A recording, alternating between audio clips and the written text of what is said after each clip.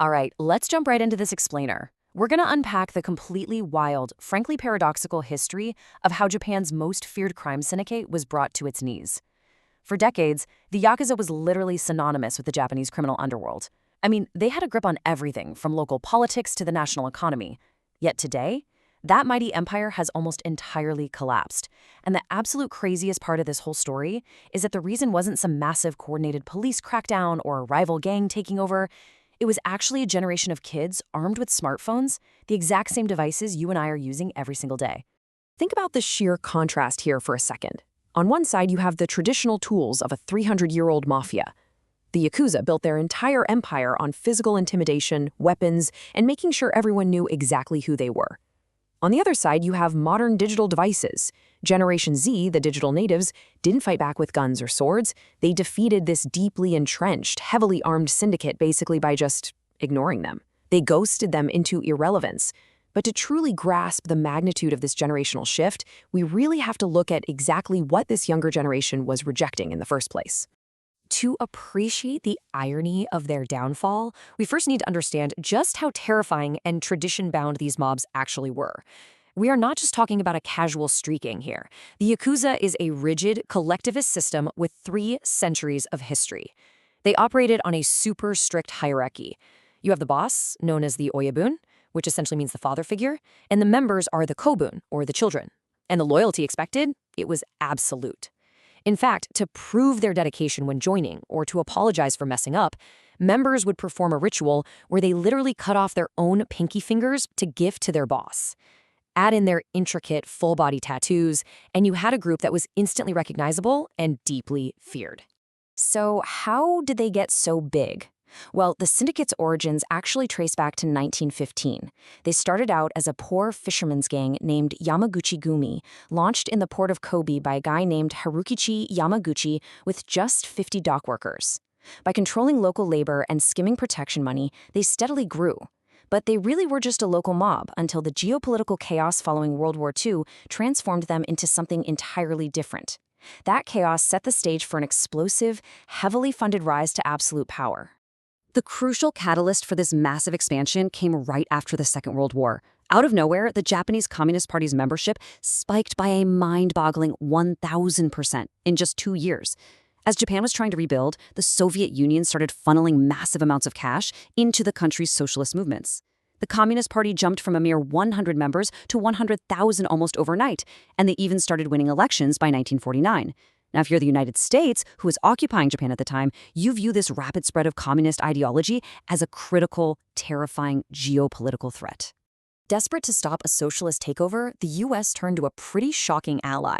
According to declassified documents, the CIA viewed the Yakuza as the perfect weapon. They basically put the mob on the payroll, utilizing them as a massive anti-communist hit squad. The CIA literally paid them to violently suppress left-wing groups. The Yakuza orchestrated devastating, high-profile events like the Matsukawa train derailment, just to frame the Communist Party and ruin their public image, all while actively kidnapping and silencing critics. And in return, this U.S. backing gave the Yakuza the ultimate cover and capital to massively expand their own illegal enterprises, especially the drug trade. Incredibly, this all led to what you could call their golden era, where the Yakuza became publicly adored. Moving into the 1950s, they established talent agencies, managing huge singers and athletes, completely embedding themselves in Japanese pop culture. But their biggest PR victory happened in 1950.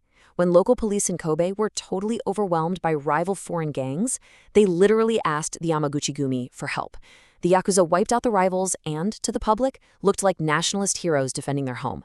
At their peak here, they were running 5,000 front companies, pulling in 10 billion yen annually, and making so much cash they were easily paying off to police with a 500 million yen yearly cut. And they didn't just rule the criminal underworld, they were politically untouchable. Using Yakuza funds and that sweet CIA support, a former gang affiliate named Nobusuke Kishi helped unite right-wing factions to establish the Liberal Democratic Party in 1955. He eventually became prime minister.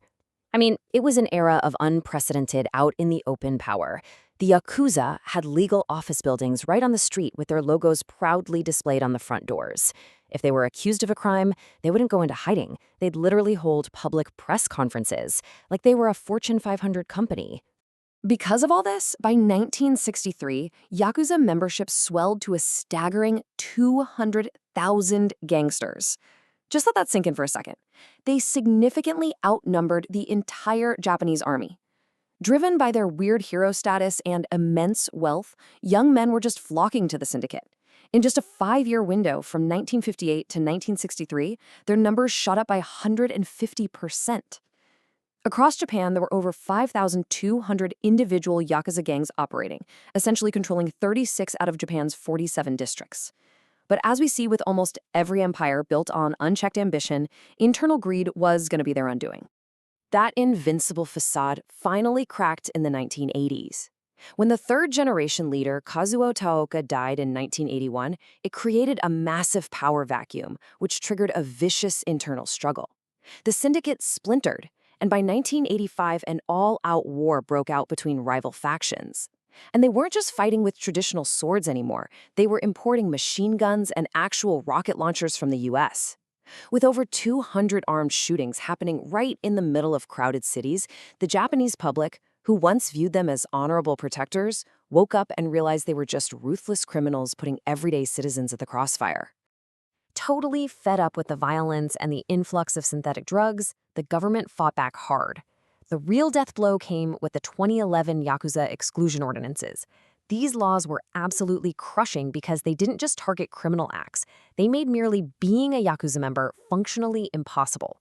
You couldn't open a bank account, you couldn't sign a lease for an apartment, you couldn't get a credit card, and you couldn't even get a basic cell phone contract. In a modern, digitally connected society, they were economically suffocated. Their traditional extortion and real estate rackets just dried up overnight. And you know what happens when you cut off an organization's ability to operate in the modern world? You get a massive demographic crisis. Take a look at these numbers, because they're wild. Over half of current Yakuza members are aging men over 50, while barely 5% are in their 20s. For any organization to survive, especially an underground syndicate, it desperately needs new, young blood. But the Yakuza has basically turned into an aging men's club. Without fresh recruits, gangs are fracturing into these smaller, weaker, and way less profitable fragments. So why exactly are Japan's youth totally passing on the mob lifestyle? Well, this brings us to the ultimate irony of the whole story. This 300-year-old Goliath wasn't defeated in a bloody street war. The Yakuza was deeply rooted in traditional Japanese collectivism. You put the organization first, you obey strict hierarchies, and you show absolute loyalty to the boss. But Gen Z, they're digital natives. Just like young people everywhere today, they value autonomy, flexibility, and individuality. The idea of dedicating your entire life and potentially your pinky finger to a rigid authoritarian system is just completely unappealing to them. They didn't fight the Yakuza, they just starved them of relevance by refusing to join. But, and this is a really big but, crime itself didn't just disappear, it just evolved past the Yakuza into something called tokuryū. This is the dark side of this transition. Instead of organized tattooed gangs, we're now seeing the rapid rise of yamibaito, which translates to dark part-time jobs, which is a chillingly corporate term for a new wave of decentralized digital crime. Anonymous masterminds are operating entirely online using social media platforms to recruit teenagers. There's no loyalty, there's no hierarchy, and there's definitely no 300-year-old code of honor. It's just transactional, disposable gig work for the underworld. It's remarkably simple and deeply alarming how this new system works. It's evolved into a terrifying trend where regular school kids are lured via online job ads into committing brazen, highly orchestrated robberies. These anonymous bosses post ads targeting 15 to 20-year-olds, offering huge payouts like 350,000 yen, which is over $2,000 in US dollars, for seemingly easy work. Once a teenager accepts, they're fed strict, encrypted instructions online to walk right into luxury stores and execute smash-and-grab robberies. The kids take all the physical risk, while the digital bosses remain perfectly safe, hidden behind their screens. The real-world consequences of this digital shift are absolutely staggering. In just one single incident in 2023, kids recruited online stole almost $2 million in watches and gold. Tokyo police ended up arresting 6 young individuals caught in one of these social media traps. And the scale of these crimes is escalating rapidly, with multiple major heists happening within just weeks of each other. It is definitive proof that the underworld has found a more flexible, completely untraceable workforce. The sheer efficiency of the internet has completely outpaced the old-school tactics of the Yakuza, leaving the aging mafia entirely in the dust. The rise and fall of the Yakuza is a stunning testament to how technology and generational values can completely reshape a society. A 300-year-old mafia survived world wars, political upheavals, and massive police crackdowns, only to be quietly rendered obsolete by teenagers on their smartphones. It's a brilliant illustration of our changing world. But, as we're seeing with the rise of digital dark part-time jobs, the demise of one threat often just clears the path for an entirely new, unpredictable one. So it leaves us with a pretty fascinating question.